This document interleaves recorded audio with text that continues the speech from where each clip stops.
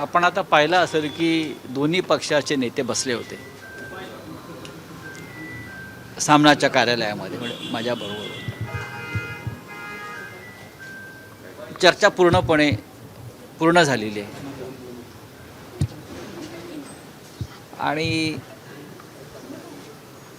चर्चा संपलेली आहे. जागा वाटपसुद्धा संपलेलं आहे. कोणी कुठे लढायचं याच्यावरती एकमत झालेलं आहे.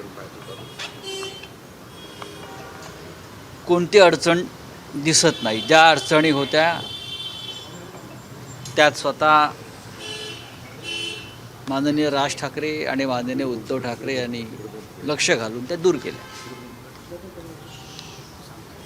सर्व कार्यकर्त्यांचं समाधान होईल याची काळजी घेतली. तरीही युतीमध्ये काही गोष्टी या कटुतीने सोडवायच्या असतात. कार्यकर्त्यांच्या भावना आणि मान राखायचा असतो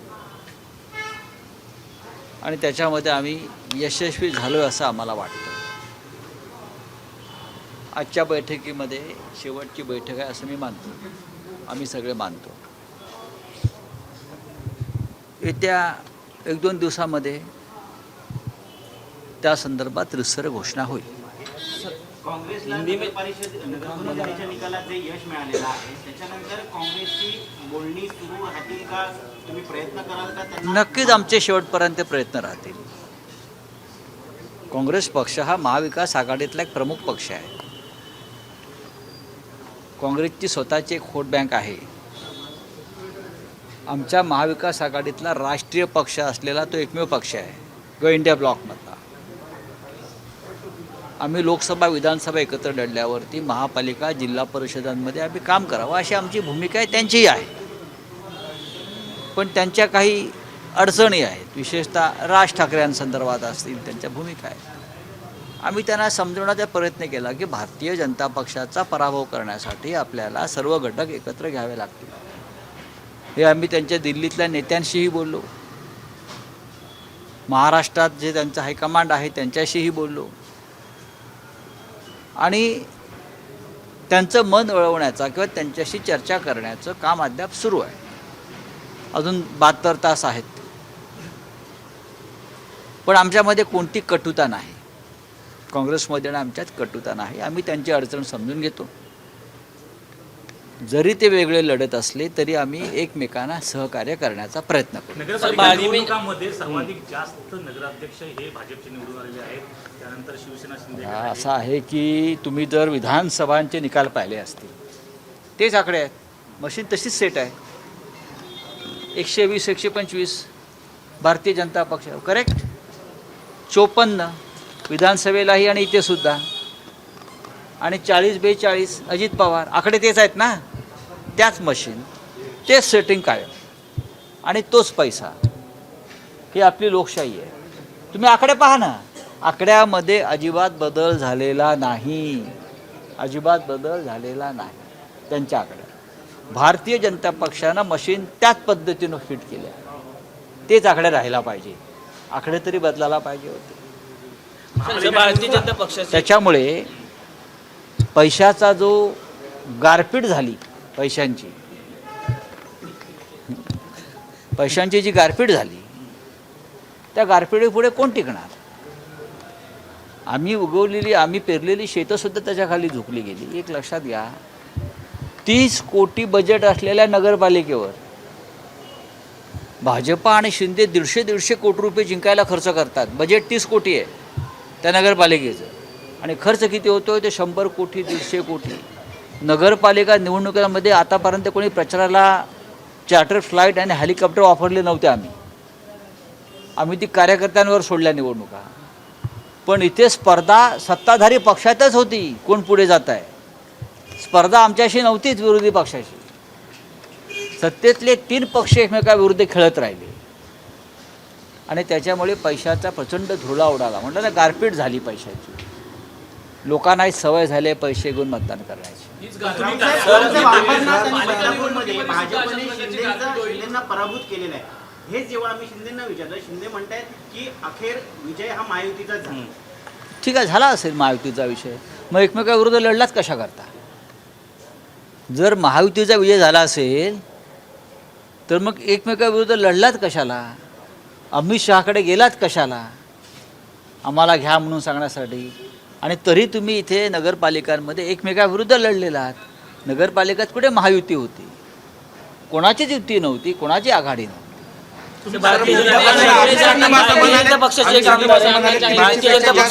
जागा आम्ही मुंबई महानगरपालिकेला निवडून आणू म्हणले. आम्ही साठे असं म्हणाले की 150 पेक्षा जास्त जागा मुंबई महानगरपालिकेला निवडून आणू. आणि आताचा जो निकाल जो आहे नगर परिषदेचा तो महाविकास आघाडीला चपराक बसलेले आहे आजच्या निकालाने. नाही, असं चपराक वगैरे काही नसतं नगरपालिका निवडणुकीमध्ये. पैशाचा खेळ आहे, सत्तेचा खेळ आहे, माणसांची फोडाफोडी शेवटपर्यंत सुरू. आत्ता निवडून आलेले नगराध्यक्ष ताबडतोब फोडण्याचा प्रयत्न सुरू झाला. आज नगराध्यक्ष निवडून आलाय शिवसेनेचा श्रीवर्धनला, आणि तुम्ही लगेच पैशाच्या बळावर त्याला फोडण्याचा प्रयत्न करता. ही तुमची नियत आहे. हा कसला विचार? हा विचाराचा विजय नाही आहे, हा पैशाचा विजय आहे. हा सत्तेच्या दहशतीचा विजय आहे. आणि हे फार काळ चालत नाही. तुम्ही जे म्हणाला की ग्रामीण भागामध्ये पैशाची गारपीट झाली, ती गारपीट मुंबईमध्ये पण होईल का? हा, सुधीर मुनगंटीवार यांनी मोठं वक्तव्य केलंय. चंद्रपूरमध्ये अंतर्गत गटबाजीमुळे काँग्रेसला बळ मिळालं आणि त्यातनं माझं राजकीय नुकसान झाल्याची खतखत त्यांनी व्यक्त केली. चंद्रपूरला सर्वाधिक जागा काँग्रेसला मिळालेल्या आहेत. चंद्रपूरला काँग्रेस पक्षाला मिळालेलं यश हे नेत्रदीपक आहे. ते तुमच्या पक्षांतर्गत गडबाज्या काय हा तुमचा अंतर्गत प्रश्न आहे. पण काँग्रेस जिंकली आणि भारतीय जनता पक्ष पराभूत झाला. आणि जिथे भाजपच्या नेत्यांना पराभूत करायचंच होतं तिथे बरोबर त्यांना पराभूत करण्यात आलेलं आहे. म्हणजे मशीन त्या पद्धतीने वापरल्या गेल्या. म्हणजे सुधीर मुनगंटीवार असतील किंवा अन्य कोणी असतील, सगळे काटे अशा पद्धतीनं दूर केले. भारतीय जनता पक्षाचे आमदार पराग शहा यांनी एका रिक्षावाल्याला जोरदार कानाखाली काल मारली. काय सांगाल? पण एकनाथ शिंदे काय बोलले नाही त्याच्यावर. बघा, सामान्य मराठी माणसाचा एक कानफटात बसला पराग जैन करून. ह्याच्यावरती सत्तेतल्या स्वयंघोषित शिवसेनेनं तोंड उघडायला पाहिजे होतं. एक सामान्य रिक्षावाला, त्याने म्हणे वाहतुकीचा नियम मोडला. एवढे कायद्याचे रक्षक.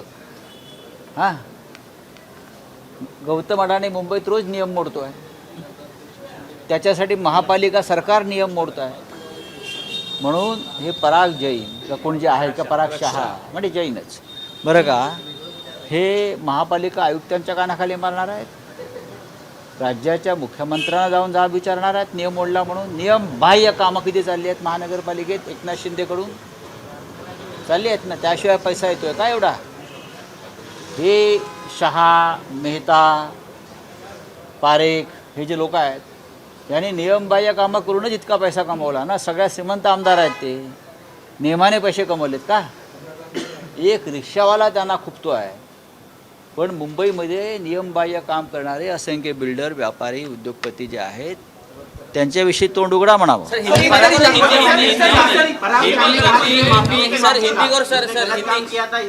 गलत काम क्या एक रिक्शा वाले ने किया है? आप नहीं किया, आपकी सरकार ने नहीं किया, मुख्यमंत्री नहीं करते. क्या है? गौतम अडानी नहीं करते, अमित शाह नहीं कर रहे, मोदी नहीं कर रहे, तो क्या करोगे आप?